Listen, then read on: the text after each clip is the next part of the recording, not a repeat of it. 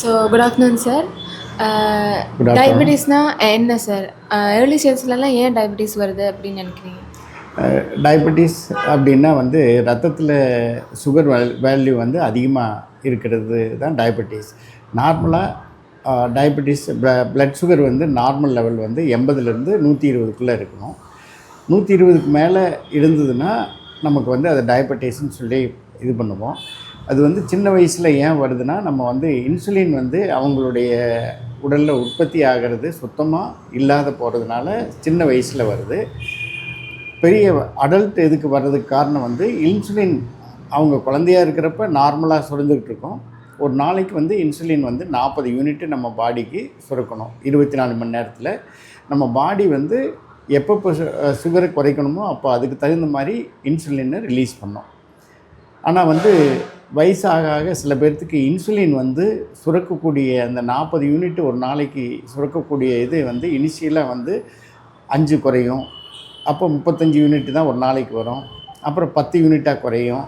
அப்போ 30 யூனிட் தான் குறையிறப்ப சுகரை வந்து உடம்பு வந்து கண்ட்ரோல் பண்ண முடியாத போயிடுது.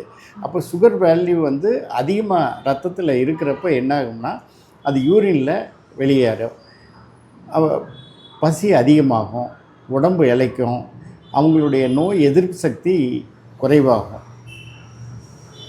இதுதான் வித்தியாசம். ஓகே சார், இப்போ ஆல்ரெடி கேன்சர் பேஷண்ட்ஸ் இருப்பாங்க, அல்சர் பேஷண்ட்ஸ்லாம் அவங்களுக்கு சுகர் இருக்கும்ல, அவங்க அந்த டேப்லெட்ஸும் எடுக்கும்போது இந்த டயபெட்டிஸ்க்கான டேப்லெட்ஸ் எடுக்கும்போது எதாவது அஃபெக்ட் பண்ணுமா? எந்த விதமான பாதிப்பும் வராது. அதுக்கு தகுந்த மாதிரி நம்ம மருந்துகள் கொடுத்துக்கலாம். எந்த பின்விளைவுகளும் வராது. Okay sir. இப்போ ஆல்ரெடி டயபெட்டிஸ் இருக்குது, அவங்க எந்த மாதிரியான காமன் மிஸ்டேக்ஸ் பண்ணுறாங்க, அதனால அவங்க ஏன் இவ்வளோ கஷ்டப்படுறாங்க? ஒன்று வந்து டயபெட்டிஸ் வந்து 2 வகையானது. டைப் 1ன்னு சொல்லுவோம், டைப் 2ன்னு சொல்லுவோம். டைப் 1ங்கிறது வந்து குழந்தைகளுக்கு வர்ற இது. அந்த இதில் வந்து சுத்தமாக இன்சுலினே சுரக்காது. டைப் 2ங்கிறது வந்து இனிஷியலாக அவங்களுக்கு வந்து நார்மலாக இன்சுலின் சுரந்துக்கிட்டு இருக்கோம். அவங்க அடல்ட் ஸ்டேஜில் வந்து ஏதோ ஒரு காரணத்துக்காக இன்சுலின் சுரக்கக்கூடிய கெப்பாசிட்டி கம்மியாகுது. இப்போ டைப் 1 டயபெட்டிஸ்க்கு நம்ம இன்சுலின் தான் ரீப்ளேஸ்மெண்ட் பண்ணணும். இன்சுலின் ரீப்ளேஸ்மெண்ட்டு தான் பண்ணணும். ஆனால் வந்து சில பேர் வந்து இன்சுலின் போட்டால் வாழ்நாள் முழுவதும் போடணும்னு சொல்லிவிட்டு அதை போடாத விட்டுருவாங்க. கொஞ்ச நாள் நல்லா இருக்கும். ஆனால் ப்ளட் சுகர் லெவல் அதிகமாக உடம்புல இருக்கிறப்ப இம்மீடியட்டாக நமக்கு வந்து பாதிப்பு வராது. அது வந்து ஒரு ஸ்லோ பாய்சனிங் மாதிரி. சுகர் அதிகமாக இருக்க வந்து ஒவ்வொரு உறுப்பாக பாதிப்பு வந்துக்கிட்டே இருக்கும். திடீர்னு வந்து ஒரு பாதிப்பு வர்றப்ப தான் நம்ம ஏமாந்து கரெக்டாக ட்ரீட்மெண்ட் எடுக்காத விட்டுட்டோன்னு சொல்லுவோம். அதே மாதிரி டைப் 2 டயபெட்டிஸில் வந்து நாங்கள் வந்து இனிஷியலாக மருந்து மாத்திரைகள் கொடுத்து இன்சுலின் சுரக்கக்கூடிய கெப்பாசிட்டியை அதிகம் பண்ணுறதுக்கு சில மருந்துகள் இருக்குது. பிளட் லெவலில் சுகரை குறைக்கக்கூடிய மருந்துகள் இருக்குது. இது 2ஐயும் கொடுப்போம். ஒரு ஸ்டேஜில் வந்து அது 2 பத்தாதுங்கிற சமயத்தில் இன்சுலின் சப்ளிமெண்ட் பண்ணுவோம். சில பேர் என்ன பண்ணுவாங்க, நம்ம இன்சுலினே போட மாட்டாங்க. இன்சுலினில் ஒரே ஒரு டிஸ்அட்வான்டேஜ் என்னென்னா, அது மாத்திரை வடிவில் இல்லை. அது வந்து திரவ வடிவில் இருக்கிறதுனால நம்ம ஊசி மூலமாக தான் நம்ம உடம்புக்குள்ளே செலுத்த முடியும். அதனால் வந்து ஊசி போடணுன்னு ஒரு பயத்தில் வந்து அதை விட்டுருவாங்க. மருந்து சாப்பிட்ற டோஸு அவங்களுக்கு சர்க்கரையினுடைய அளவை குறைக்கக்கூடிய கெப்பாசிட்டி இல்லாத போயிடும். இவங்க மருந்து சாப்பிட்றோம்னு அவங்களே ஏமாற்றிக்குவாங்க. மருந்து சாப்பிட்றேன்னு நினச்சிட்டு இருப்பாங்க. ஆனால் சுகர் வேல்யூ வந்து அதிகமாக இருக்கும். அதிகமாக இருக்கனுடைய விளைவு வந்து திடீர்னு ஒரு ஸ்டேஜில் பெரிய பிரச்சனையாக உண்டு பண்ணும்.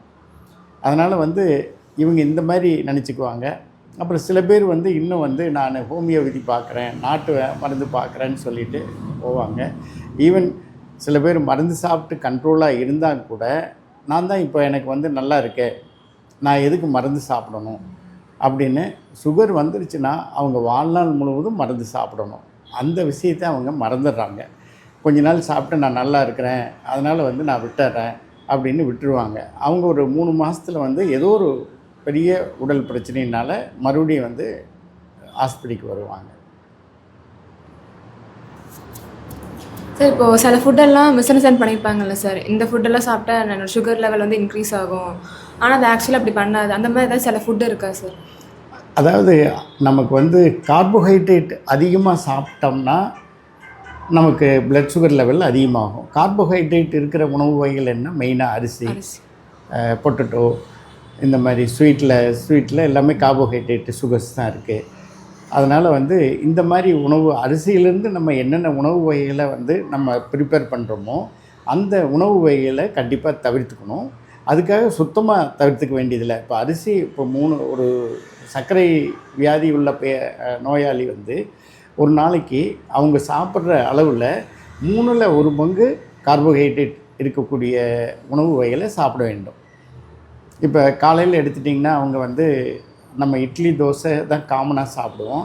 அதுக்கு பதிலாக சோள தோசை, ராகி தோசை, கோதுமை தோசை இந்த மாதிரி மாற்றிக்கணும். ஈவன் இட்லியே சாப்பிட்டாலும் ஒரு இட்லி 2 கோதுமை தோசை, ஒரு இட்லி 2 தோசை, அப்படி அந்த மாதிரி பண்ணிக்கணும். இப்போ மதியம் எடுத்துட்டிங்கன்னா நம்ம ஃபுல்லாக ரைஸே விட வேண்டியதில்லை.